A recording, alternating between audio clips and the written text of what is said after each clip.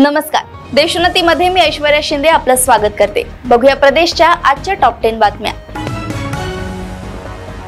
अकोले येथे प्रवरा नदी पात्रात एसडीआरएफ पथकाची बोट उलटल्याची धक्कादायक घटना गुरुवारी घडली। या घटनेत एसडीआरएफ पथकाच्या 3 जणांचा मृत्यू झाला असून 2 जणांचा अजूनही शोध घेतला जातो आहे। आता सुगाव येथील ग्रामस्थ आक्रमक झाले असून थेट पालकमंत्री राधाकृष्ण विखे पाटील यांचा ताफा ग्रामस्थांनी अडवलाय। प्रवरा नदीत युवक आणि एसडीआरएफ जवानांचा बुडून मृत्यूची घटना झाल्यानंतर स्थानिकांनी आक्रमक पवित्रा घेतल्याचे दिसून आले। स्थानिकांनी अकोले गावातील सुगाव येथे राधाकृष्ण विखे पाटील यांचा ताफा अडवला। 2 जणांचा अद्यापही शोध न लागल्याने स्थानिक ग्रामस्थ संतप्त झाले आहेत।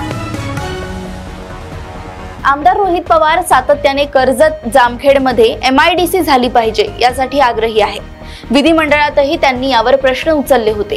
स्थानिक बेरोजगार युवकांच्या हक्कांसाठी त्यांनी ही भूमिका घेतली हे सतत ते सांगत असतात, परंतु काही ठराविक उद्योगपती व्यापाऱ्यांना लाभ व्हावा यासाठी अमुक गावातच एमआयडीसी साठी जमीन संपादित केली पाहिजे असा आग्रह रोहित पवारांकडून केला जातोय। याचा तपास केला असता त्यात फार मोठा भूखंड घोटाळा होत असल्याचा संशय आहे असा गंभीर आरोप अजित पवार गटाच्या राष्ट्रवादीचे मुख्य प्रवक्ते उमेश पाटील यांनी केलाय। देशात यंदा लोकसभा निवडणुकीसाठी एकूण 60 टप्प्यांमध्ये मतदान प्रक्रिया पार पडत असून यातील 5 टप्प्यातील मतदान पूर्ण झालं। महाराष्ट्रातील सर्व 48 जागांसाठी मतदान प्रक्रिया पार पडल्यानंतर आता कोणत्या मतदारसंघात कुणाचा विजय होणार यावर मतदारसंघातील उत्साही कार्यकर्त्यांमध्ये पैजा लागत आहे। तसंच सर्वच राजकीय पक्षांचे नेते या निवडणुकीच्या निकालाबाबत आपला अंदाज व्यक्त करत आहेत। महायुतीच्या बहुतांश नेत्याकडून 45+ दावाही केला जातोय। अशातच एनडीएतील घटक पक्ष असलेल्या आरपीआयचे अध्यक्ष आणि केंद्रीय राज्यमंत्री रामदास आठवले यांनी महत्त्वपूर्ण वक्तव्य केलंय। जळगाव तालुक्यातील रामदेववाडी येथे 7 मे रोजी झालेल्या हिट अँड रन प्रकरणात जळगाव पोलिसांनी मोठी कारवाई केली आहे। 4 जणांचा बळी घेणाऱ्या दोन्ही संशयित आरोपींना मुंबईतून ताब्यात घेण्यात आले। संशयितांमध्ये बिल्डर आणि राजकारणाच्या मुलाचा समावेश असल्याने उशिराने कारवाई करण्यात आली आहे। घटनेच्या 17व्या दिवशी जळगाव पोलिसांनी बिल्डर अभिषेक कौल यांचा मुलगा अर्णव कौल आणि अजित पवार गटाचे जिल्हाध्यक्ष संजय पवार यांचा मुलगा अखिलेश पवार याला ताब्यात घेतले आहे। डोंबिवली एमआयडीसीच्या फेज 2 मध्ये झालेल्या भीषण स्फोटाच्या घटनेने परिसरात एकच खळबळ उडाली होती। स्फोटाच्या भीषण आवाजानंतर काही वेळातच आगीचे व धुराचे लोळ परिसरात पसरले होते। डोंबिवलीतील या भीषण स्फोट दुर्घटनेत 4 ते 6 कामगारांना गंभीर दुखापत झाली असून त्यांच्यावर रुग्णालयात उपचार करण्यात येत आहेत। मात्र 6 कामगारांचा आगीत होरपळून मृत्यू झाल्याची माहिती समोर आली आहे। घटनेची माहिती मिळताच अग्निशमन दलाच्या 5 ते 6 बंबांनी घटनास्थळी धाव घेत आग आटोक्यात आणण्यासाठी शर्थीचे प्रयत्न केले, तर उद्योग मंत्री उदय सामंत हेही घटनास्थळी पोहोचले होते। बीडच्या माजलगाव पाटबंधारे विभागात कार्यकारी अभियंता असलेले राजेश सलगर यांच्यावर लाच घेतल्याप्रकरणी लाचलुचपत प्रतिबंधक विभागाकडून कारवाई सुरू आहे। अशातच त्यांच्या घराची झाडाझडती घेतली असता 11 लाख रुपये रोख स्वरूपात आढळून आले, तर 30 ग्रॅम सोने, 3 किलो 400 ग्रॅम चांदी असा लाखोंचा मुद्देमाल कारवाईत जप्त करण्यात आलाय। गाळ उपसा परवानगी देण्यासाठी एका शेतकऱ्याकडून 28,000 रुपयांची लाच स्वीकारताना एसीबीने राजेश सलगर यांना रंगेहात पकडले होते। याच अनुषंगाने त्यांच्यावर ही कारवाई करण्यात आली आहे। पुणे शहरातील कल्याणी नगर परिसरात झालेल्या भीषण अपघातावरून लोकांमध्ये प्रचंड संताप आहे। त्यामध्ये राष्ट्रवादी काँग्रेस अजित पवार गटाचे आमदार सुनील टिंगरे यांनी मध्यस्थी केल्याचाही आरोप होतोय।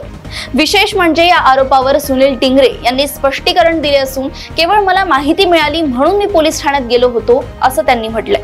मात्र आता विरोधी पक्षातील राजकीय नेत्यांनी थेट भूमिका घेत या प्रकरणी कारवाईची मागणी केली आहे। त्यात अनुषंगाने आमदार सुनील टिंगरेंविरुद्ध गुन्हा दाखल करण्याची मागणी वंचित बहुजन आघाडीने केली आहे।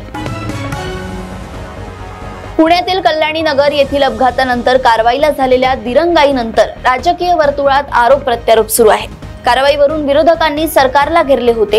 यानंतर गृहमंत्री देवेंद्र फडणवीस स्वतः पुण्यात येऊन पोलिसांची बैठक घेतली। यावेळी त्यांनी कारवाईचे आदेश दिले। काँग्रेस आमदार रवींद्र धंगेकर यांनीही आरोप केले आहेत। दरम्यान आता भाजपा आमदार नितेश राणे यांनी राष्ट्रवादी शरदचंद्र पवार पक्षाचा खासदार सुप्रिया सुळे यांच्यावर जोरदार निशाणा साधत सवाल उपस्थित केले आहेत।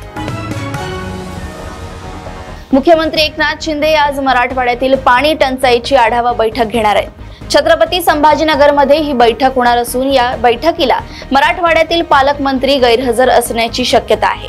पाण्याअभावी 23 जिल्ह्यांमध्ये पाण्याची भीषण टंचाई निर्माण झाली। अनेक गावं आणि खेडी तहानलेली आहेत। काही ठिकाणी पाणी हा लोकांच्या जीवन मरणाचा प्रश्न झालाय। मात्र ज्याच्या हातात जिल्ह्याची सगळे सूत्रे असतात असे पालकमंत्रीच बैठकीला नसल्याने आश्चर्य व्यक्त केले जाते। कारण काही पालकमंत्री विदेशात आहेत तर काही पालकमंत्री दर्शनासाठी राज्याबाहेर आहेत। त्यामुळे अनेक पालकमंत्री बैठकीसाठी ऑनलाईन उपस्थित राहणार असल्याची माहिती प्रशासनाने दिली आहे। प्रदेश काँग्रेस उपाध्यक्ष कोल्हापूर जिल्ह्यातील करवीरचे आमदार PN पाटील यांचे आज उपचारादरम्यान निधन झाले। गेल्या 5 दिवसांपासून बाथरूम मध्ये पडल्याने त्यांना मेंदूत रक्तस्राव झाला होता। यानंतर कोल्हापुरात खासगी रुग्णालयात त्यांच्यावर उपचार सुरू होते। मात्र उपचाराला प्रतिसाद न दिल्याने त्यांची प्राणज्योत मालवली। PN पाटील यांच्या निधनाने कोल्हापूर जिल्हा काँग्रेसमध्ये मोठी पोकळी निर्माण झाल्याची भावना व्यक्त होत आहे। पाटील यांच्या निधनानंतर उपमुख्यमंत्री अजित पवार, काँग्रेस प्रदेशाध्यक्ष नाना पटोले, शाहू महाराज यांनी श्रद्धांजली वाहिली। प्रदेशातील अशाच टॉप 10 बातम्या जाणून घेण्यासाठी बघत रहा देशोन्नती। आणि अजूनही तुम्ही आमच्या चॅनलला लाईक आणि सबस्क्राईब केलं नसेल तर लगेच लाईक आणि सबस्क्राईब करा आणि बघत रहा देशोन्नती। नमस्कार। ठळक घडामोडींसाठी देशोन्नती न्यूज चॅनलला सबस्क्राईब करा आणि बेल आयकॉन प्रेस करा।